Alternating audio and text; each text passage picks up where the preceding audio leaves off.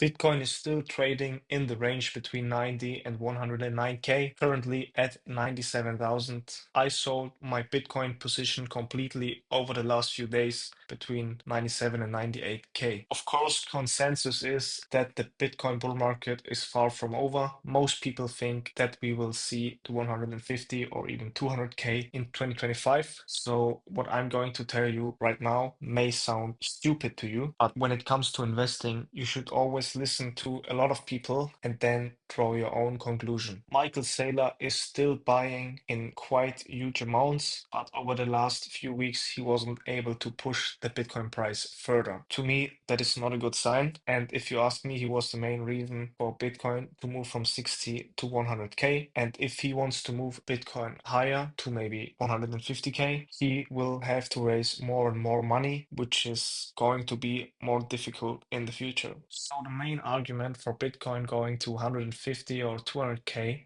or even higher that people give is that nations or central banks are going to buy Bitcoin. Most people are talking about the US, but I don't think that a serious nation like the US, China, Russia, Germany, France will ever buy Bitcoin. And I will tell you why. So over the last few weeks, I heard one statement quite often. And that statement is, if one nation buys Bitcoin, all the others have to follow, which basically means the first mover wins. And those people are calling it game theory, but I think it's a misconception. I personally heard the statement the first time in the DCA Live podcast from CTO Larson, Marty Party, Invest Answers, and I think that Invest Answers came up with this statement. But let's take a look at the statement. The statement implies that you would lose compared to the other nations if you don't buy first, which basically means that the best move, when you look at it from the game theory perspective, the best move would be to be the first buyer. But every nation could be the first buyer. Why is no relevant nation buying then? Are they all stupid? Now you might say, well, it takes time for a nation to do that. They have to do this, they have to do that. Yeah, okay. But why is no S&P 500 company buying when they know states have to buy in the future? They could front run the states or the central banks. Many S&P 500 companies have a lot of cash and they could easily buy Bitcoin. Why are they not doing that? Do you think they are all stupid? Why is Apple not buying? Why is Microsoft not buying? Alphabet? Why are they not buying? If the US would buy Bitcoin, they could never sell that Bitcoin again without crashing the price. And many people say, oh, the US can just buy Bitcoin to sell off their debt. But how should that work? In order to do that, they would have to sell the Bitcoin at one point. But why should anyone buy from them? If the US would be selling, that would cause a crazy crash. And if the central banks want a hard asset, why shouldn't they buy gold? They already hold gold. Why should they pump the retailers back in Bitcoin?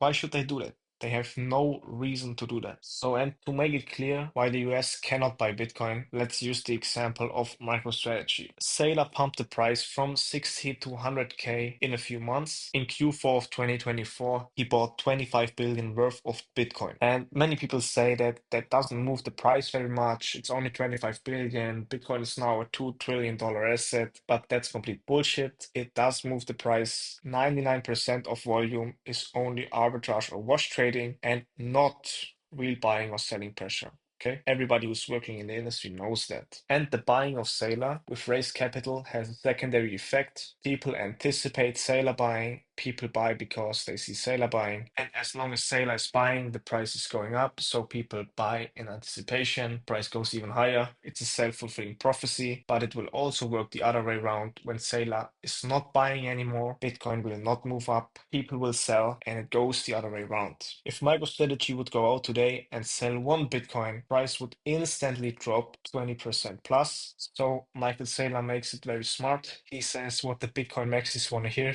He says he will never sell because Bitcoin is the hardest money. But in reality, he's just saying that because he knows that he cannot sell. In 2024, Michael Saylor sold over $80 million worth of MicroStrategy stocks, his own MicroStrategy stocks. And now I'm asking you, why is he doing that? Do you think he needs 80 million a year to live? So obviously he does not. He knows that this will not last forever. He's not buying Bitcoin with his own money. If he would do it, why doesn't he have a public wallet? Why? Where is it? Where is the wallet? Where is the address? With his private Bitcoin, he doesn't hold Bitcoin. And in the future, he will sell more stocks to cash in. He will go out as the winner, and this thing could collapse in the future. So Bitcoin is not hard money. Why? No one uses Bitcoin. Nothing is priced in Bitcoin. And the only use case for Bitcoin is speculation. Every person is buying Bitcoin to sell it higher to another person in the future. Many people compare Bitcoin to gold and call Bitcoin digital gold, but let's take a look at the gold use cases. 49% of gold is used for jewelry, 7% is used in the industry, 21% is held by central banks, and 23% is used for investments. Bitcoin is 100% used for investments. So what is next? Can the bull market go on? Yes, of course. It is very hard to say what will happen over the next few months.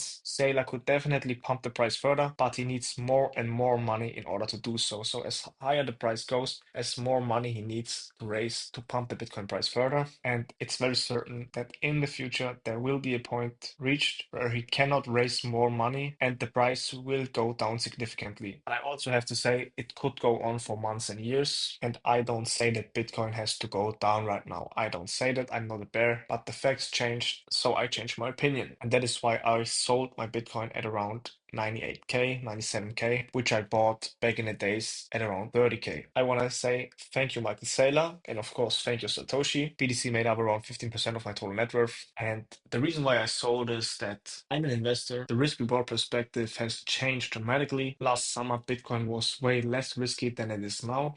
I do not say that Bitcoin is useless. Bitcoin is perfect for speculation. If Bitcoin goes to 200K, that's absolutely possible. This thing could go on for another year or another 2 years. Who knows? Sailor might buy more and more. So I don't say that Bitcoin is going down. I believe Bitcoin can do well over the next few months, but keep in mind that Sailor is the main driver. And if Bitcoin drops significantly, I might go back into Bitcoin in the future. So I don't hate the asset. I love the asset. It's a great asset. And maybe I will take some shorts along the way. So that was it. That was the video why I sold my Bitcoin. What is your opinion on Bitcoin at the moment? Let me know in the comments. If you liked the video, leave a like and subscribe to the channel to stay updated. Thanks for watching. Goodbye.